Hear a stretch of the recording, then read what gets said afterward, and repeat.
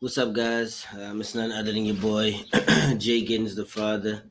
As usual, I want to remind everybody to be positive, optimistic, keep positive people in your circle, baby. I decided to do a live today because I was up, I couldn't sleep, you know, which has been happening. I wouldn't say a lot, but it has been happening lately. And I looked at my phone as we all do in social media and such, and I was brought to the harsh reality, unfortunately, that another black person was found dead in the custody of police. This was in Detroit, I believe. A woman by the name of Priscilla Slater. And I am going to pull up some video to show you guys some footage on it if you don't already know. I'm assuming a lot of people know because word is getting around pretty quickly lately when it comes to these things, but I didn't know, and this happened a week ago, and I've been pretty immersed in everything that's going on. So I want to try to be an ear as much as I can for people who may just in passing see a post or may in passing see me say something on a video. So, the goal is to get some information out regarding this. Now, let me see if I play this, if you guys can hear it.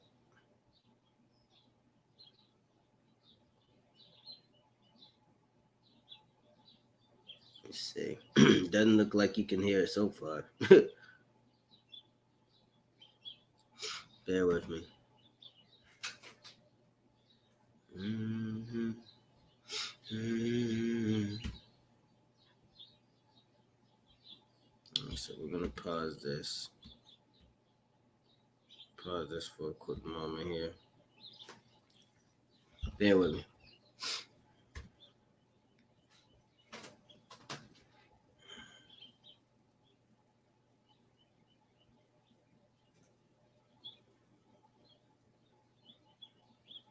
Okay.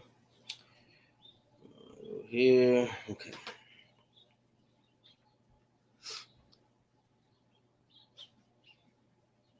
Bear with me, guys. I gotta pull up my video myself so that I can actually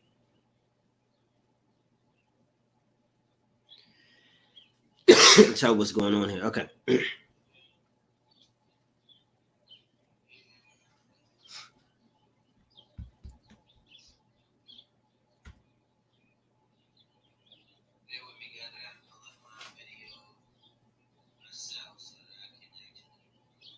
I don't think there's no sound coming from this. Still.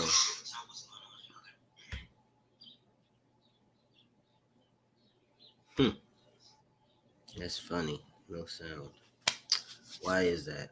Let me see. Try to confirm where the audio is. Where's the audio in my stream coming from? One moment. Jeez, guys. Should have had all this set up previously. Mic. Okay, speaker is gonna be. That's why, guys.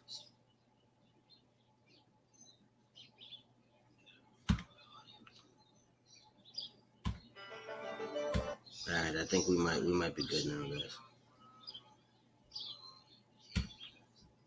Alright, so let's go back and see if we got audio now. I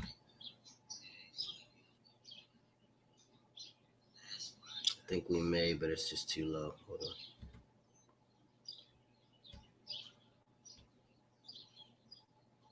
on. Nah.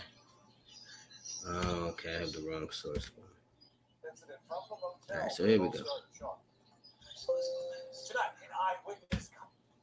Alright, 1 second.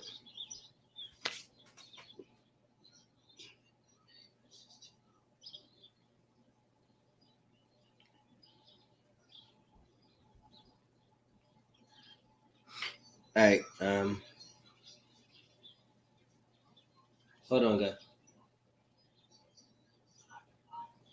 All right. So at least I know that's working. So real quick before I start this video, guys, I just wanted to say, let me now that I got my volume and my audio correct. Let me just say again, Priscilla, if I Priscilla Slater, this should be ingrained in my memory at this point. Priscilla Slater was a woman who was arrested apparently during a protest by police officers. And she was found unresponsive in a cell, in a jail cell. I believe she was found last Saturday. I'm just finding out about this, which again is what made me feel so strongly about wanting to share it with everybody. So I'm gonna put the story up here and play the video. If for some reason anybody can't hear or anything, please let me know. But so many unanswered questions remain in the death of Priscilla Slater while in custody of Harper Woods police. But a new eyewitness account of what happened before and during her arrest supports the notion that officers did not harm Slater when they first encountered her. Local 4 defender Sean Legg, continuing our investigation of this incident from the motel where it all started. Sean. Did not harm Slater when they first. Oh, sorry, guys. Forward to the defenders to describe exactly why. I'm gonna take it back a little bit because I had messed up the speaker. Started, Sean. Tonight, an eyewitness coming forward to the defenders to describe exactly why Harper Woods police came here to the Park Crest Motel last week and had contact with Priscilla Slater. And yes, he does confirm that Priscilla Slater was treated roughly, not by the police, he says, by the man she was with. She couldn't get straight up on her feet by herself before the police. He's talking about 38-year-old Priscilla Slater. He tells the defenders he watched Slater and Lewis Nichols return to the Park Crest Motel last Wednesday. The defenders are protecting his identity for his own safety. He's a key witness who says Lewis suddenly opened fire at the motel. Shot like, go, go, go, go, go, go, go, go, go, go, go, go, go, go, go. 19 shots in all, some fired into a room with a mom and baby inside. In a frantic effort to get away, he says Nichols pushed Slater to the ground and she couldn't get up. Knocked her over on the ground. She was still laying right there on the ground. Like, barely couldn't get up. Trying to drag her to get her to come off. Like, let's go, let's go. Harper Woods police arrived, eventually finding Nichols and Slater asleep in a vehicle. The witness says both were arrested without incident. 11 and a half hours later, Slater was found unresponsive in a holding cell at the Harper Woods Public Safety Department. 6 years checking on her have been suspended. Did they follow proper procedures in evaluating Slater's condition? Did they check on her every 30 minutes? Question still under investigation. Witness says he knows the first contact with police at the motel was by the book. I know for a fact that wasn't the police fault. Keep in mind the cause of death and toxicology not yet back in this case. It's only going to tell half of the story. The other half is under investigation by the Michigan State Police. That if a lifeless Priscilla Slater was in a holding cell here, did anyone at the Public Safety Department do anything to check on her or try to help her? In Harper Woods, showing like local 4 defenders. All right, so that's essentially the story. Hold on for a second. You know, I'm quite confused as to why my camera, for some reason, keeps randomly going. And it's back now. I don't know why, for some reason, my camera keeps randomly going out. So, you know, guys, that's for the most part the gist of the story that took place. At this point, it's just like, how many times is... I'm concerned, man, because I'm thinking that, you know, at this point, we're moving along the lines of a race war of some sort, or at very least a bunch of petty retaliation between both sides of people who, and I hate to say both sides to make it out like it's anywhere near neutral or equal, but, you know, people who are for and against, you know, racism and oppression, segregation, things like that. I think it's just going to be a constant tit for tat, a constant back and forth. You know what I mean? It's crazy. It's crazy. All right, so I'm gonna try to see if I can get some footage on maybe like some protests that are taking place. I know that after it happened, a lot of people were at like City Hall and just kind of talking to the mayor and such. I heard something about the mayor had his wife had ripped up a Black Lives Matter sign or something, which is I'm Dr. Eric Preston, horrible. and I treat patients with mesothelioma. If you or someone you love has been I mean, diagnosed I think it speaks volumes as to what the perspective of the leadership there is. Protesters and Harper Woods city leaders as the family of a woman who died in police custody demand answers. Priscilla Slater died after she was found unresponsive in a holding cell on Wednesday. Well, tonight, new information. Harper Woods police say Slater was with this man, Lewis Nichols. He was also arrested after Oh my God. multiple rounds into the air and is now facing multiple felony charges. Let's get out to 7 Action News reporter Rudy Harper, who was there and watched that chaos unfold outside the police department. I guess we can listen to this, but I want to share it. Carolyn, will fireworks erupted as protesters shout down city leaders. They want answers tonight in the death of Priscilla Slater, who died here in police custody. It was raw, it was heated, and we caught it on camera. Chaos erupts. Protesters and the mayor's wife of Harper Woods nearly come to blows after she appears to rip a protester sign taking a stand against police. She was surrounded by upset supporters and family members of Priscilla Slater, the 38-year-old. That was ballsy. She was daring some. Wants answers, and they say She was daring somebody to do something. This is in the goddamn cell. Right. She said no excuse for that. Listen, you're right. You're right. You are correct. Prior to the heated confrontation, the mayor and multiple elected officials met with a group of protesters. They said Slater was taken into custody after a band she was with fired 19 shots outside the Park Crest Hotel. When the mayor did not have the answers to the crowd's demands, he summoned Harper Woods Police Chief Ben Smith to join the spontaneous interaction. Everyone wants answers, okay? This is why the state police were called to investigate this. The mayor said 2 staff members at the jail have been suspended, and there's video he has yet to see. Not just frustrated and angry about Priscilla Slater's death, they're frustrated and angry about a whole host of people's names. State Senator Adam Hollier led the charge with these officials Factual. to answer the family's questions. All of government was here to say, we're going to hold this thing accountable, we're going to make sure transparency happens. But it doesn't happen fast enough. Our systems don't move fast enough. And that's the problem for some people. Or they don't move at all. 2 elected officials tonight told me that Slater was in possession of drugs. That's why she was taken into custody. MSP did not confirm that information, and we reached out to them today, and they have not yet got back with us. The family now awaiting an autopsy report.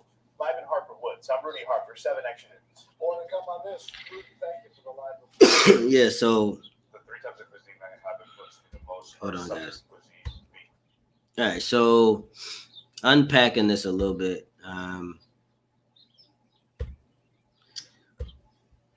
I don't even know what to say. You know, I was taken aback by what happened to Robert Fuller and Malcolm Harsh, which are the 2 men who in the last 2 weeks, well, last month, including Mr. Harsh, who I think his hanging took place a little bit over a month ago or right around. But 2 black men that were hung recently, you know, in the California area. And it's that took me, you know, for a loop. And I was like, okay, this is extreme. What's going on? And now we got another Sandra Bland similar situation.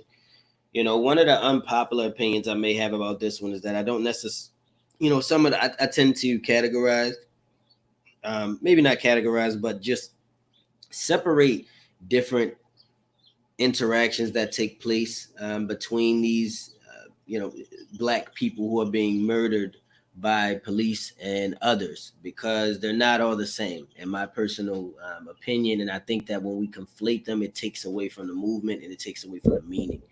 Now, in this case, it's hard for me to say what happened. You know, it's hard for me to say. Well, first off, none of us really know what happened unless you know was there and saw everything. But it's hard for me to say how I feel about this one as it relates to whether or not it was neglect or whether it was murder.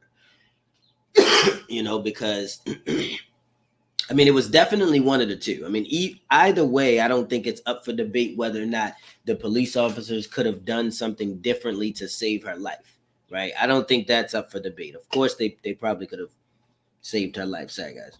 I'm in the middle of doing something too. um, but yeah, of course they could have probably saved her life. So that's why this is still important. And either way, it needs to be a part of the movement. Priscilla, Priscilla's name, Priscilla Slater's name needs to be added to the list of those who have fell victim to police officers neglecting or as far as abusing or even murdering people or causing the death or causing events that lead to the death of Black people. With all of this going on, I don't know. Sometimes it just really it really makes me wonder where things are gonna go. I lost track of what I was saying. What I was more so saying specifically to this situation was there are some cases that I don't think are as bad as others. Like for instance, there was a case not as bad, but I mean as specifically relevant to the police brutality and murder that we're talking about. There was a case with a guy recently, or no, there was a case with the kids. It was a police officer. I cannot remember where it was, maybe Chicago or something. Detroit, I don't know, but there was some kids. It was like maybe 5 or 6 kids. They were apparently like in a corner store or something, in some grocery store or something, and they had a toy gun, a BB gun or something. And the owner thought it was a real gun, and they were like playing with it. I guess you know how these kids are.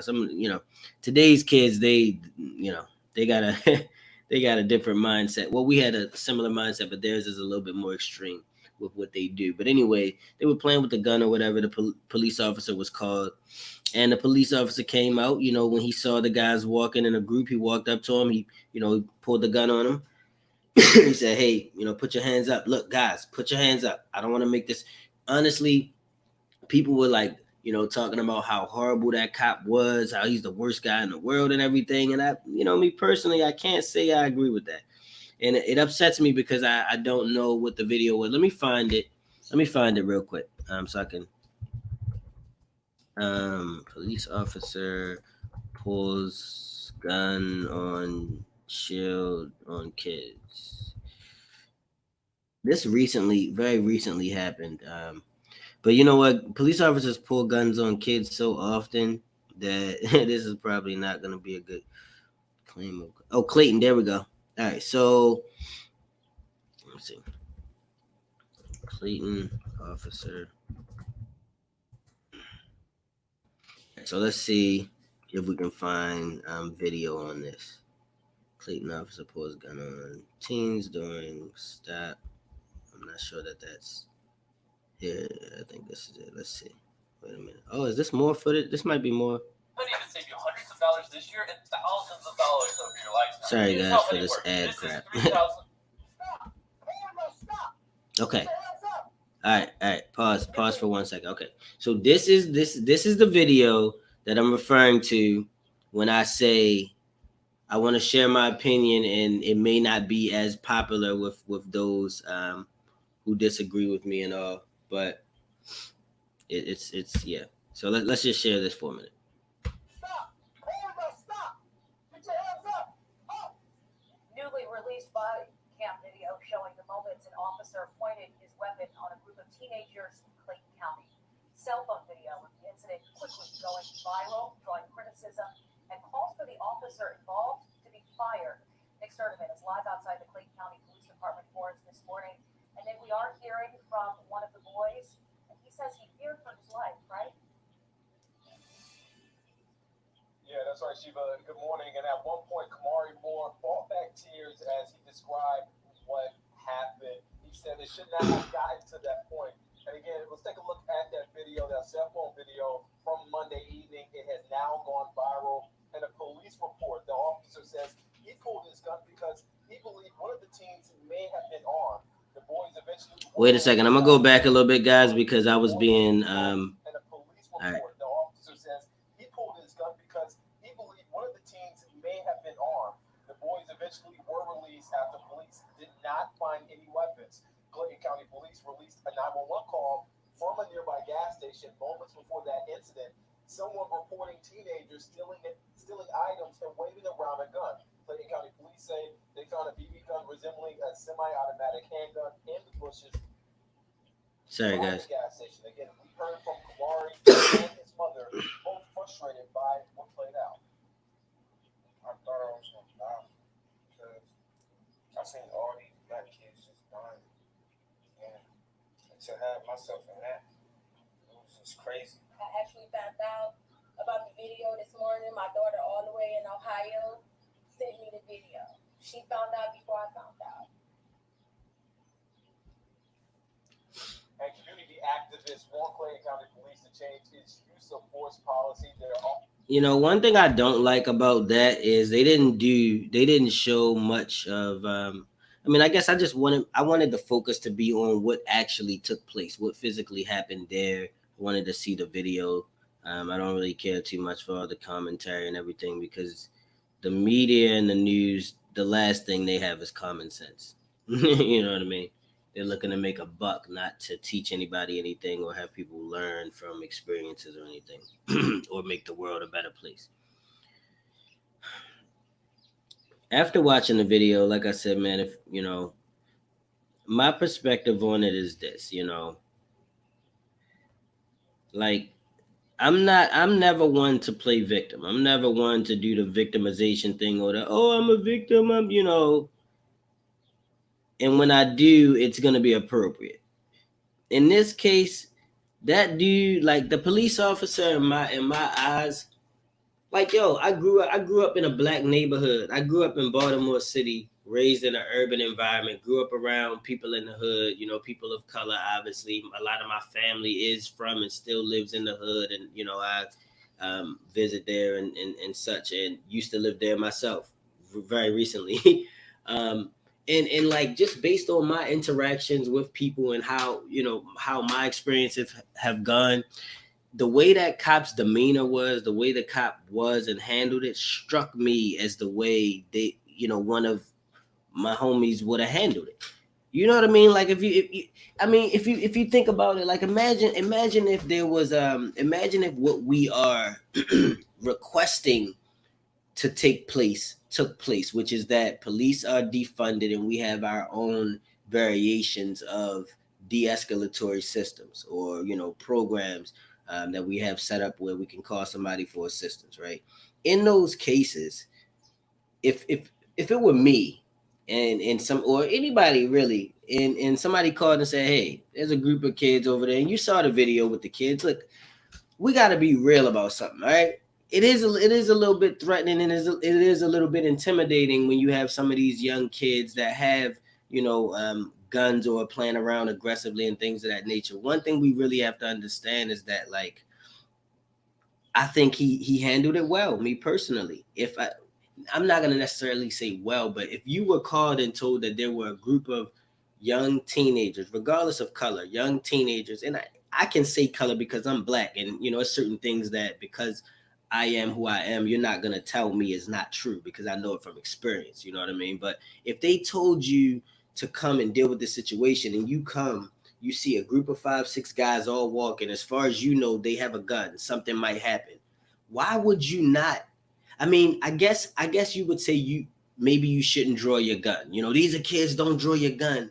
But like, what I would have done is probably similar to what he did. He drew his gun because at the end of the day, you don't know what these kids have. You don't know what the situation is, especially with the climate being the way that it is right now. You know what I mean? And I'm not defending police by any means necessary would I defend police. But, you know, in this climate that we're in, you never know what can happen, especially when you're talking about having groups of,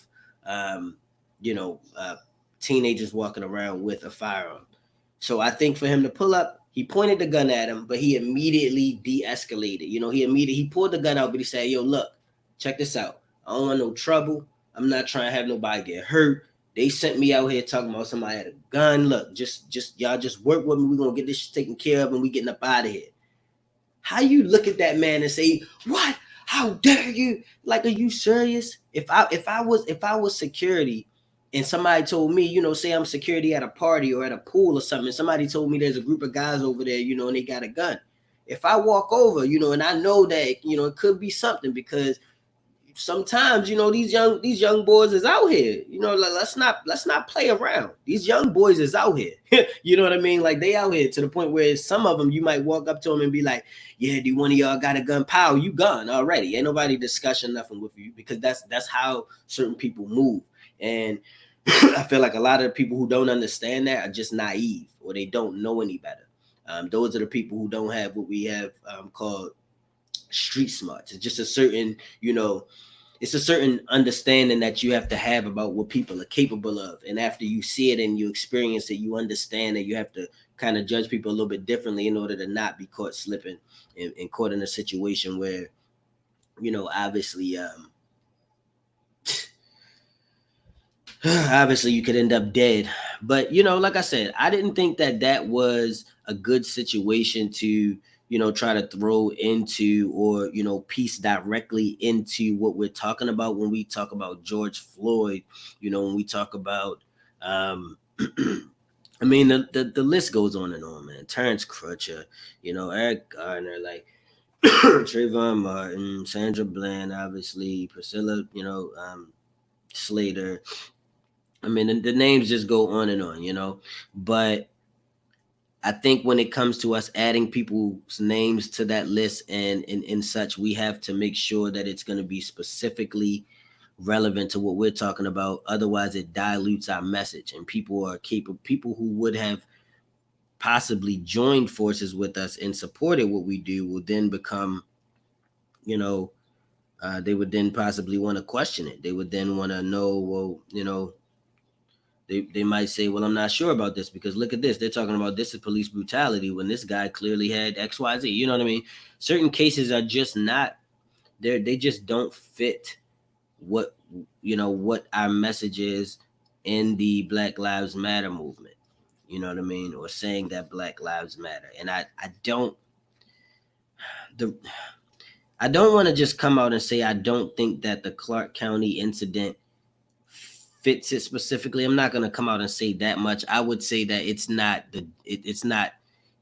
like 100% what we'd be talking about. The reason that I would say it can maybe be included is because had that been a white officer, it might not have went down that way. Had that been a white officer, all those teenage kids might have got shot. Or first off, a white officer wouldn't even have been comfortable to walk up to 5 or 6 teenagers like that by himself and control them. Like he was like the big homie. He was like the uncle. He was like that force that's there that gonna fuck you up if you do something wrong. You know what I mean? And I'm not saying that he should have been that way, but I thought personally that it was gonna be a good video. Not good, but I thought it was gonna be a video where we could say to white cops, like, now, do you know how to do that?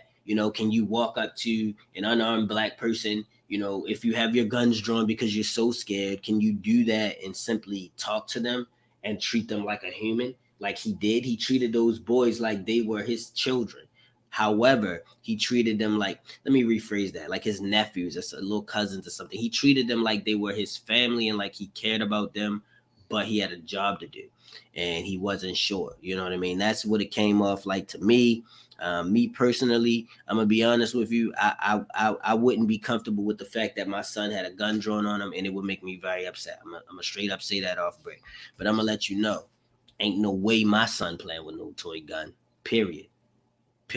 It's not happening. So like, I mean, I get that. It's like, so what? The kids can do what they want if they want to. Some people have that defense of the children. Well, so of the teenage kids. Well, if they want to play with a fake gun, they can play with one. So what? When you get into that realm, that's a different side of me because, again, I am Jay Giddens the father, so I'm a parent. And in my opinion, there's a bit of failing or work on the end of the parenting side of things when it gets into, teenage kids feeling like they have to do something like that in order to get a thrill or get something out of life that makes them feel, it's like some sort of validity. They're looking for validation of who they are, their toughness.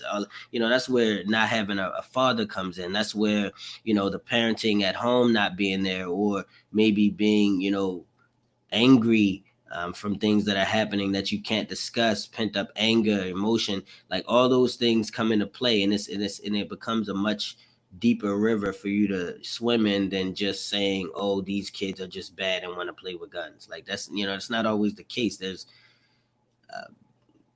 generally some sort of a backstory or something that can help explain why these kids would want to do this or be in a situation where they are. A lot of times it's the lack of a parent or the lack of an appropriate parent to guide them, because children, you have to treat children like they're idiots. You know what I mean? You have to, literally treat children like they know nothing. If you don't, then they're really gonna know nothing. All right, guys. So I'm gonna just since we're here live and whatnot, I'm just going to pull up some other stuff. Let's just see if there's any new staunch information that I can find. What I like to do typically is change the filter, right, for upload date, right? And once we do upload date, we can look for something that happened just a couple hours ago.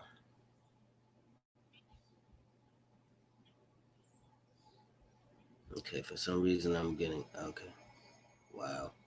Okay, so this is from last night. Wow. Oh, there's somebody. No.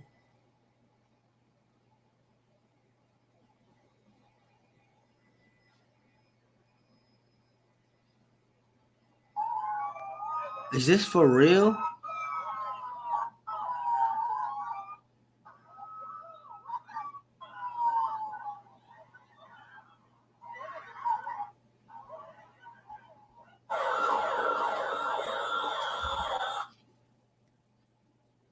Okay. Guys, did I just see what I just saw? Did y'all just see me see what I just saw? Did we see this? Let's take this back again, because I felt like a cop hit a guy. What? Wait, is that what happened?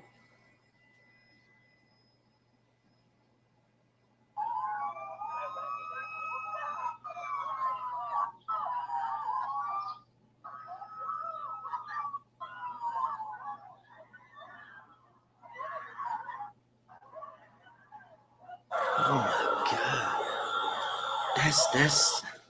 that's hard to watch, man. For me, people still doing the looting. I mean, we've had a number of fires set. We've had a bad amount of looting, just widespread civil disobedience, and it's unfortunate. I mean, it's sad. If people are there, truly there, to honor the memory of the decedent and the family, this isn't how you do it. They're not there. They're not there to honor anything. They're there to say no justice, no peace. You want to know why? They want to know why people can't just calm down and play nice. You're killing people.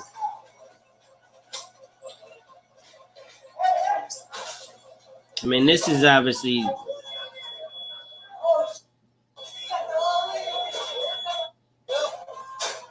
Yeah, see, they not even. You hear them? We got the old lady. That's not even.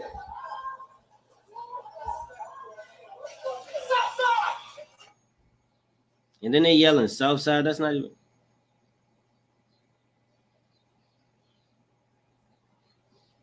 Yeah, and see, I just, I mean, this is civil unrest, and this is a response to people feeling like they, it's what happens when, the teacher walks out of class in school. It's what happens when the principal goes on vacation and doesn't do anything. Or it's what happens when, nobody gets detention and they get to do whatever they want. People are responding to the government's inaction. People are responding to, inaction of our leaders. And the messed up part about it is their inaction is only happening because of the fact that it's not affecting them, you know. Like the people who, the racist people who you would see ripping down Black Lives Matter signs or not caring about Black lives or saying I don't care about Black people, those people are not being affected really by this that's happening. This is affecting the people who, you know, have managed to make it in the hood or in these dispersed communities, and you know have made a living there and tried to, you know, try to. Some things that happen in Minneapolis, cops didn't like, right? All right, let me see. I'm disgusted with the things that happen in Minneapolis. Pure point blank, things could have went way different. At the end of the day, let's talk facts. Guy is on the ground, he's laying on his stomach, he had handcuffs on. It's 4 of y'all, 1 of him. 4 of y'all, 1 of him. Who has control of the situation? Right. How much one person can do against 4 people. Now let's get deep, right? As an officer, you are a first responder, right? So if in the midst of you trying to gain compliance, someone is hurt, you have to render aid. So somebody saying, I can't breathe, I can't breathe, I can't breathe, you don't think to yourself and say, oh my gosh, this guy can't breathe. Not when they're Black. Let me render aid, right? Another point, officers, other officers, if you're going to be an officer that's going to stand there and not help when things go wrong, come on, like you don't see that? That's the reason I got behind his back, right? Because I want the officers that's afraid to step up, I want to be one to step up. If I see wrong happening, wrong is not happening in my presence, right? I'm going to check it. And that's period. My man said I'm going to check it, and that's period. My man. Yeah, man. So it's like, I'm not gonna lie, those images of like the, you know, them attacking the car and stuff burning and stuff, that's crazy. I didn't know that took place.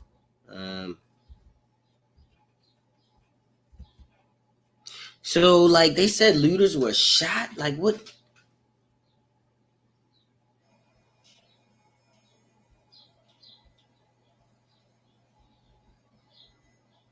Hold on, guys. I'm sorry. I realize this is the same video that I just showed, but sometimes I just like to just go through random videos because they'll lead you to other videos that you may not have found because there's certain searches and tags. One of the 3 police officers involved in the killing of Let's listen to Brianna Taylor TYT for a moment. has finally been fired from the Louisville, Kentucky Police Department. The Louisville Courier-Journal reports that Brett Hankison is accused by the department's interim chief, Robert Schroeder, of, quote, blindly firing 10 rounds into Taylor's apartment, creating a substantial danger of death and serious injury. Not only was it a substantial danger of death, Brianna Taylor, an innocent individual who was sleeping in that room, lost her life, was killed as a result of this. The interim chief also released a statement saying, I find your conduct a shock to the conscience, obviously speaking about Brett Hankison here. I'm alarmed and stunned you use deadly force in this fashion. The result of your action seriously impedes the department's goal of providing the citizens of our city with the most professional law enforcement agency possible. I cannot tolerate this type of conduct by any member of the Louisville Metro Police Department. Your conduct demands your termination. Now, remember, there were other officers involved, although Brett Hankison is the individual who fired his weapon 10 times, 10 rounds. And this doesn't mean that the firing will lead to criminal charges. There still are no criminal charges in this case. Neither the FBI nor the Kentucky Attorney General have announced any criminal charges against any of these 3 officers. And by the way, Hankison was previously disciplined for reckless conduct in 2019. So I know how much supporters of cops like to mention the records of victims who were gunned down while they're unarmed, doing nothing wrong. So right. Bring up his record. He's been disciplined for reckless conduct, but many cops have been in the past, and even the officer who murdered George Floyd on the streets was disciplined previously. He had dozens of complaints against him, and he never removed them specifically. And he was still allowed to work as a cop. And someone lost his life as a result of that, and that's definitely the case in the Brianna Taylor story. Okay, so calls all over social media to arrest him as well. If you fired 10 rounds into a room you didn't see and you had no idea who was in it, you would definitely be arrested. It's Right. not a question. It's a 100% guarantee. The police chief's statement there was strong, though I'm incredulous about it. He says he's shocked to find gambling in this institution, to quote Casablanca. No, why would you be shocked? There's dozens of these all around the country all the time. Right. In fact, we have another story of a police shooting in California where, again, they shoot a guy running away. Rayshard Brooks shot in the back. In Charleston, South Carolina, another shooting in the back a couple of years ago. I mean, I could go on and I could take the rest of the show to tell you all the shootings where the cops either shoot in the back or without looking, shoot indiscriminately, shoot when they know someone is unarmed, shoot before asking if they're armed or unarmed, shoot people, 12-year-old kids with toy guns. And now you're shocked? No. You don't tell cops to shoot unarmed people. You don't tell them to shoot before you know what's going on. You just tell them the world is super scary. Do not ever take even 1% of a 1% chance with your safety or health, let alone your life. So everything you've ever told them is implicitly shoot, don't take any chances. So now you're shocked. No, there's nothing at all shocking about this. It's actually the banality of evil. What's really disturbing about it is how commonplace it is. But obviously, I'm glad he was fired. But if we don't change the culture of policing, I was going to say later you'll find a statement, but literally later today, we have a statement for you of cops continuing to be shocked in another part of the country that their colleagues shot indiscriminately.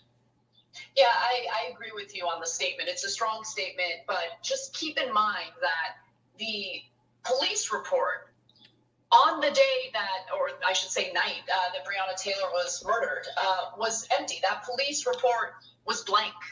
And by That's the way, crazy. It happened 98 days ago. So there was complete inaction until today, where one of the three was fired. And by the way, the mayor of Louisville, Greg Fisher, released a statement, and I just think this is super strange, but I want to run it by you. He said, unfortunately, due to a provision in state law that I would very much like to see changed, both the chief and I are precluded from talking about what brought us to this moment or even the timing of this decision.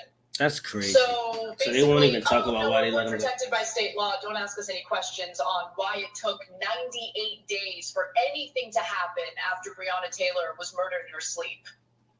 Well, so that one's a little bit more complicated. So we don't know that law. And sometimes there really are legal restrictions that are maddening where you really want to speak out. Jink, I doubt that's the case. And so okay. I empathize with any manager that has lawyers yelling at them, do not say anything, you'll be in even bigger trouble, etc. So I just don't know the particulars of that. But I wanted to add two last things here. I thought the person who should definitely be fired was the manager, whoever sent them in when they had already captured a suspect 10 miles away. And there was just absolutely no need to who did go that? into that house when there was no one to capture. There was just no point at all. Clearly the wrong house. But they sent him in, and they not only sent him in, they sent him in with a battering ram. And then the only part of the form that they did fill out was they said that it was not a forced entry, total lies. To me, the manager, whoever that is in that context, is the one that is far more culpable. And then finally, cops across the country, especially in the slowdowns and calling in sick like they did in Atlanta, seem to be saying that they're outraged that they're getting fired for firing at folks when they view themselves to be in some degree of danger. And so they're saying, do you want me to hesitate before I shoot? I just want to be super clear. Yes, that's exactly what we want you to do. Yes. We want you to hesitate before you shoot. Not to put yourself in danger, not if the guy has pulled a gun and is pointing it at you, but find out if they have a gun. Find out who they are. You're supposed to say, remember all the TV shows, freeze, put your hands in the air. Remember TV shows where they give chase instead of going, oh, the guy's running, let's shoot him in the back, right? Yes, in most situations, you should hesitate because you don't know who you're killing. Thanks for watching The Untruths. I really appreciate it. Another way to show support is through YouTube memberships. Well, guys, yeah, so as we can see here, there's a bunch of updates and things going on regarding the movement. Brianna Taylor's killer apparently was fired, which is nowhere close to justice. It's just not, you know. I want to see if I can find anything else on Priscilla Slater's protest, though, honestly. So I'm going to try to see if there's anything else. Because, man, this takes me for a loop.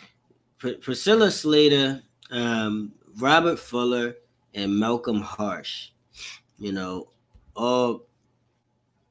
Good to be with us for Local 4 News at 6. That video revealing a lot about the body language of both men involved as things escalate. Can we watch this? Footage confirms the man was approaching an officer with a knife, and the encounter only lasted a few seconds. Jason Colthorpe is live in Monroe, where initial reports were about that man acting strangely. I want to see the footage. I don't want to hear white people talk. Exactly, Kim. And this was about 4 to 4:30 when they got the call.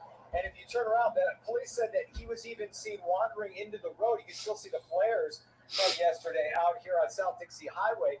Police not saying, though, anything today about the man's mental state. Surveillance video released by the state police today shows the encounter. Arriving for a call about a suspicious man with a knife yelling at cars, the trooper gets out of his car and immediately starts backing up. The man with the knife keeps approaching, and after a few seconds, just after the officer moves out of frame, he fires. After the man is on the ground, the trooper moves in, kicks the knife away as he calls for backup. I heard a couple of pops. A witness who wants to remain anonymous says he heard the shots, and that explains 3 shell casings at the scene, which officers processed for about 6 hours. It's crazy, especially in all these times going on right now. So, yeah, it's something different. You don't see it every day. The 18-year-old man was taken to St. Vincent Hospital in Toledo, where he's listed as critical. And we haven't gotten an update on that condition as of now. So this was also investigated by one of MSP's own units. So far, we're told it's going to be up to a prosecutor to decide if any charges come against that officer or against the man that had the knife. We're in Monroe tonight. Jason Colbert, Local 4. Okay, so before you go, what do we know, if anything, about the trooper? Not a whole lot. We know he's a 6-year veteran of MSP. We haven't heard anything about his past regarding any incidents involving any. Yeah, so I had to cut that because look, guys, what bothers me is like, look how I don't have to be clairvoyant or psychic to guess that or to know that this was not. I'm gonna take a gander at the fact that this was not a black person. One, because he's alive, right? No way would they have let him live if he was black. I don't think. And 2, they keep referring to him as a man. If you notice, right? Man, knife wielding man. Man has knife. Look at the man. Not black man, or whatever man, just a man. He's just a man. And I feel like if it was a black man, I just saw something that I wanted to see 3 days ago as the time on it.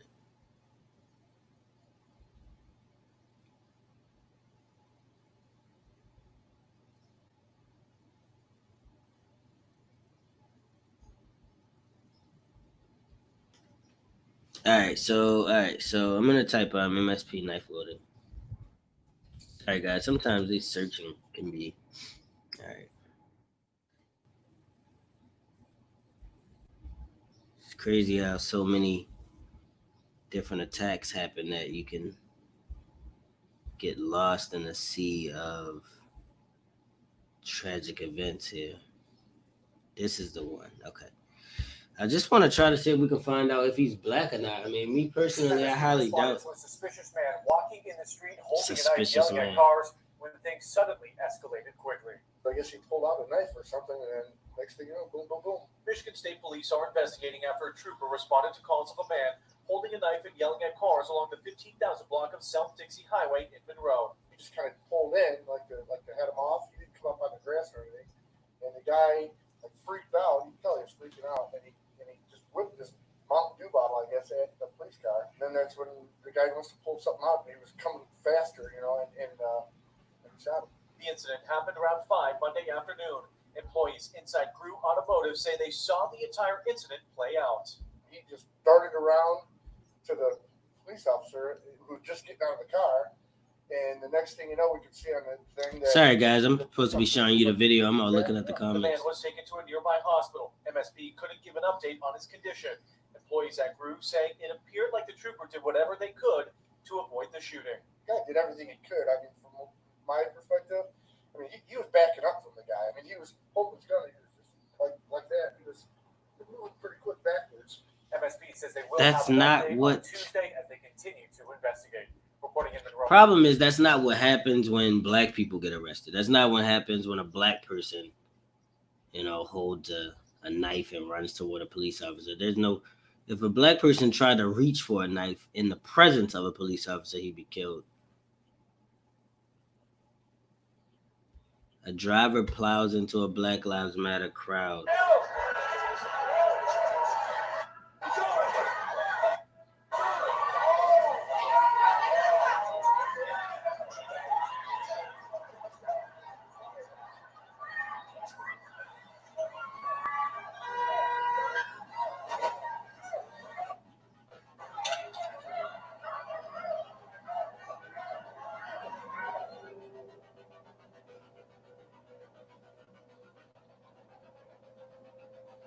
Wow. Did you guys know about that?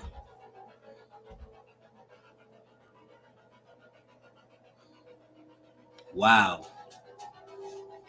Okay, so I had no idea.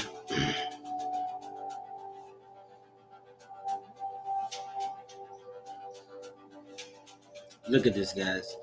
I mean, look at everything that's happening, man. You got people first off, you got black people being hung. You got black people being killed or dying in cells while in police custody while all this is going on. At a time that you would think watching black people die or making sure black people don't die would be at an all-time high. It's happening. You got people driving cars through.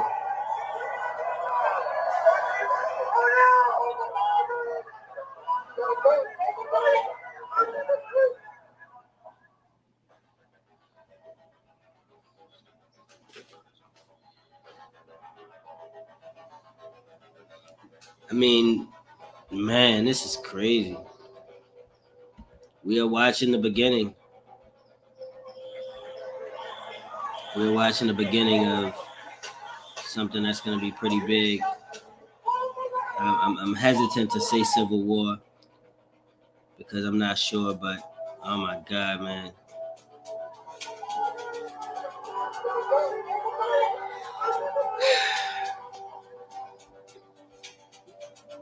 $31, Nicholas Fernandez.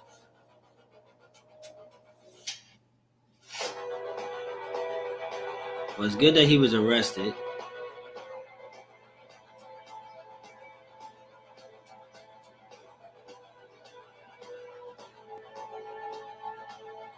Wow.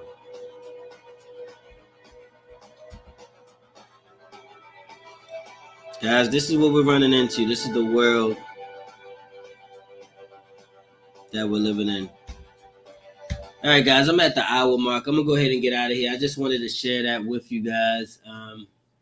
Like I said, I couldn't really sleep much, and I was thinking about the whole situation with Priscilla Slater and just everything that's going on, and I just decided I had to do a video to provide some content, man. I mean, at the end of the day, there's millions and millions, probably billions of people that are searching Black Lives Matter, or what's happening to Black people, or trying to find out what Black people are going through.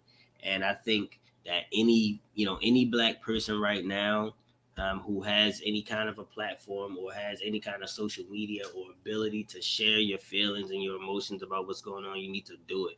You need to put it out there, because you know they need to know, they need to hear. There's a lot of white people who really care and want to support, and we need every piece of support that we can from good-hearted people. And they don't have necessarily Black friends, or the Black friends that they have are not black friends. You feel what I'm saying? Black people know what I'm saying. So they want to hear from you. They want to know what's going on. So look, guys, that's about all I got for you. It's none other than your boy Jiggins the Father. Guys, please make sure to like, subscribe, share the video so that other people can get the content and know what's going on, and we can just kind of keep this Black Lives Matter movement at the forefront. The list of names is growing. It's becoming endless at this point, so we have to end it. All right. Love you guys. Your boy Jiggins out.